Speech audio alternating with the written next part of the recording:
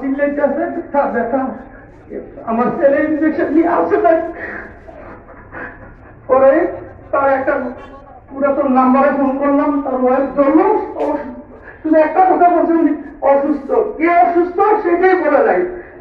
আমি সাথে সাথে আমাদের গ্রামের রফিক ভাই ফোন করলাম, ভাই তাড়াতাড়ি জানতো ডালিম অসুস্থ মনে হয়। রফিক ভাই তো ওরকম হুকুম কেন কারিগর সবাই চাইও দেখে যে মুখ করতে পারে না, সাথে সাথে তাকে আইসিইউতে নিল মন হাসপাতালে। ওখান থেকে আইসিইউ অ্যাম্বুলেন্স করে যখন নিয়ে যায়, ডাক্তাররা বলছে হয়তো সে ঢাকা পৌঁছবে না। আমি ওই আইসিইউ অ্যাম্বুলেন্সে গেলাম। অনেক করুণ ইতিহাস। একটু পর পর রাস্তার সাইডে গাড়ি সাইড করে ফেলে রাখে। ডাক্তার দুজন গাড়ির সাথে গেছেন, ওরা বলতেছেন প্রতি 15-20 মিনিটে একটা সিলিন্ডার অক্সিজেন শেষ হয়ে যাচ্ছে, আমাদের অক্সিজেন ঢাকা পর্যন্ত আমরা নিতে পারবো না। আবার তার প্রেশার জিরোতে চলে আসে। কিন্তু আল্লাহ ভরসা, চলেন চলেন চলেন করে আল্লাহ আল্লাহ করতে করতে দিনে শুনে নেয়। ওই লাস্ট অক্সিজেনটা যখন আসে তখন তাকে নিয়ে আমি ইউনাইটেড হাসপাতালে পড়ছি। ওখানে ডাক্তার পান্ডবল দাদা এক ডাক্তার রেডি করে রাখছেন ইমার্জেন্সিতে। ওখানে যে আমরা তাকে যখন ইয়ে করলাম তখন তারা বললো না আমার তো ব্রেন ঠিক আছে, উনি চোখে যাচ্ছে। আমরা দৌড়ে গেলাম, আমাদের চোখ বন্ধ। যাই হোক, সে অনেক কষ্ট পাইছে। গত 2 দিন আগে ডাক্তার সাহেব বললো, ওখানে ডিউটি ডাক্তার, যে উনি রেসপন্স করতেছে। আমি গেলাম দৌড়াইয়া, যাইয়া বলো যে আপনি ডাকেন। আমি ডাকছি, সে চাইছে আমাকে চিনো, চিনি, নাম বলো স্পষ্ট করে। তার লাইফ সাপোর্ট আছে মুখে অনেকগুলো টিও। তারপরে সে আমার নামটা স্পষ্ট করে বলছে। বলছি যে তুই তোর সমস্যা নাই, আমরা এলাকার সবাই হাসপাতালে আছি, আমরা তোকে নিয়ে কুমিল্লা যাবো। সে খুব উৎফুল্ল তখন, মানে মুখে টিউ না থেকে এমন এসে বলতো। হ্যাঁ, অনেক খুশি ছিল। তখন ডিউটি ডাক্তাররা বললো যে আগামী দিনটা যদি সে এরকম রেসপন্স করে, আগামী দিন রাত্রে তার ভেন্টিলেশন আমরা খুলে ফেলবো ইনশাল্লাহ, আপনার সে সুস্থ হয়ে যাবে। কিন্তু তার পরের দিন সকালে শুনি তার ক্রিয়েটিন খুব খারাপ, রাত্রে জ্বর আসছে।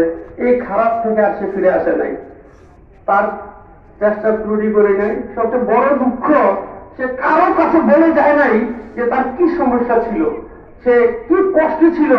সে গেল, কেন গেল গা, তার অনেক ইতিহাস, অনেক ক্রিয়া, তার অনেক কিছু দেশের জন্য করার ছিল।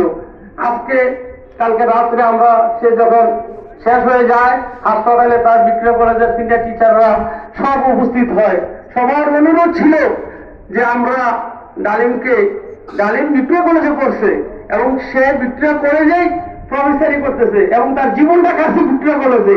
সুতরাং একটা জানাজা আমরা দিতে চাই।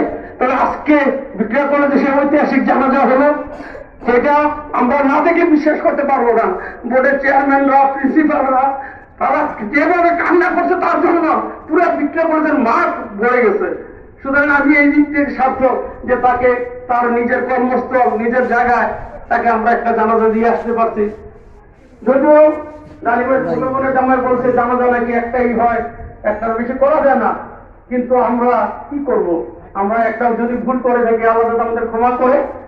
আর সে ছোটকাল থেকে এলাকায় চলছে, আপনারা সবাই তাকে চিনেন।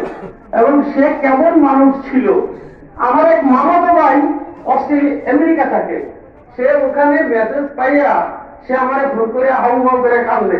কিরে, আমরা বিক্রয়তে লেখাপড়া করছি, ডালিম ভাইয়ের প্রশংসা করে, ডালিম ভাইয়ের নাম করে, কেউ কোনো কিছু বললে আমি ডালিম ভাইয়ের মামাতো ভাই এই যে বলতাম, ডালিম ভাই ডালিম ভাই।